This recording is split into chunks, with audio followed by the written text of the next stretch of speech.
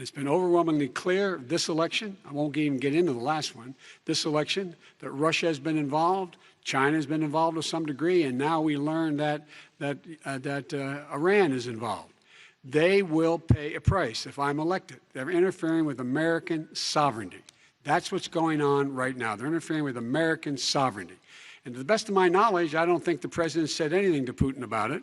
I don't think he's talking to them a lot. I don't think he said a word. I don't know why he hadn't said a word to Putin about it. And I don't know what he has recently said, if anything, to the Iranians. My guess is he'd probably be more outspoken. Trump was out there tweeting again this morning. I call him President Tweety. Reopen the country, end quote. How are we supposed to do that? If you're sitting... China would like to see Sleepy Joe Biden. They would take this country for a ride like you've never seen before. Like, we need help to beat Sleepy Joe Biden? I don't think so. Let's vote for Sleepy Joe. He's fallen asleep. Joe. Tougher than me on Russia. Between the sanctions, between all of what I've done with NATO, you know, I've got the NATO countries to put up an extra $130 billion, going to $420 billion a year. That's to guard against Russia. I sold, while he was selling pillows and sheets, I sold tank busters to Ukraine. There has been nobody tougher on Russia than Donald Trump. And I'll tell you, they were so bad. They took over the submarine port. You remember that very well. During your term, during you and Barack Obama, they took over a big part of what should have been Ukraine. You handed it to them. But you were getting a lot of money from Russia. They were paying you a lot of money, and they probably still are. I prepaid millions and millions of dollars in taxes, number one. Number two, I don't make money from China. You do. I don't make money from Ukraine. You do. I don't make money from Russia. You made $3.5 million, Joe, and your son gave you. They even have a statement that we have to give 10% to the big man. You're the big man, I think. I don't know, maybe you're not, but you're the big man, I think. Your son said we have to give 10% to the big man. You do live very well. You have houses all over the place. You live very well. All right, gentlemen, let me just... What has he done? He's legitimized North Korea. He's talked about his good buddy who's a thug, and he talks about how we're... Super predators. Nobody has done more for the black community than Donald Trump. And if you look, with the exception of Abraham Lincoln, possible exception, but the exception of Abraham Lincoln, nobody has done what I've done. Obama, but those with the lowest IQ, they might come back. Okay, President Trump, let's give Vice President Biden a chance to respond, and then we're going to move on to the... He won't give federal subsidies to the gas, excuse me, to solar and wind. Yeah. Why are we giving it to oil and... It just shows that he has no understanding of immigration or the laws. Catch and release is a disaster. A murderer would come in, It takes everything out of context, but the point is, look, we have to move toward a net zero emissions.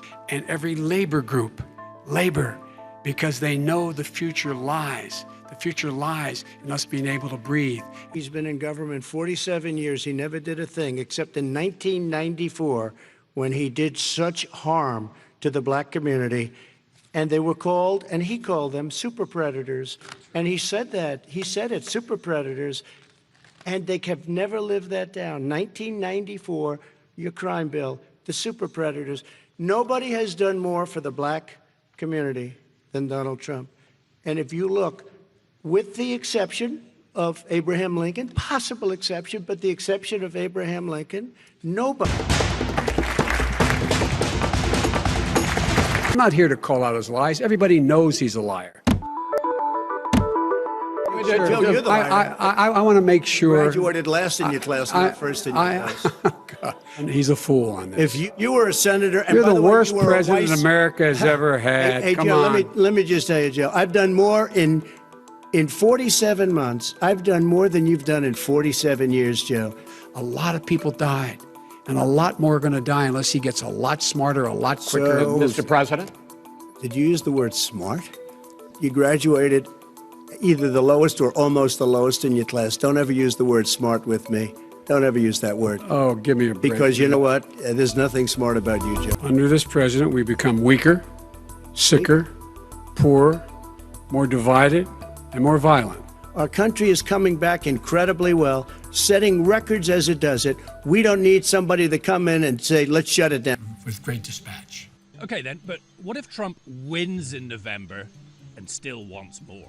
Under the normal rules, I'll be out in 2024, so we may have to go for an extra term. Okay? We have a vaccine that's coming. It's ready.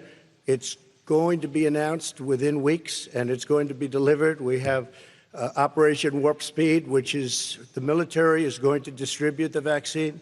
I can tell you from personal experience that I was in the hospital. I had it, and I got better. And I will tell you that I had something that they gave me, a therapeutic, I guess they would call it. Some people could say it was a cure. But I was in for a short period of time, and I got better very fast, or I wouldn't be here tonight. And now they say I'm immune. Whether it's 4 months or a lifetime, nobody's been able to say that, but I'm immune. More and more people are getting better. We have a problem that's a worldwide problem. Anyone who's responsible for not taking control, in fact, not saying I take no responsibility initially, anyone who's responsible for that many deaths should not remain as President of the United States of America. We're in a situation where there are 1,000 deaths a day now, 1,000 deaths a day, and there are over 70,000 new cases per day. Compared to what's going on in Europe, as the New England Medical Journal said, they're starting from a very low rate. We're starting from a very high rate. The expectation is we'll have another 200,000 Americans dead between now and the end of the year. If we just wore these masks, the president's own advisors have told him, we could save 100,000 lives.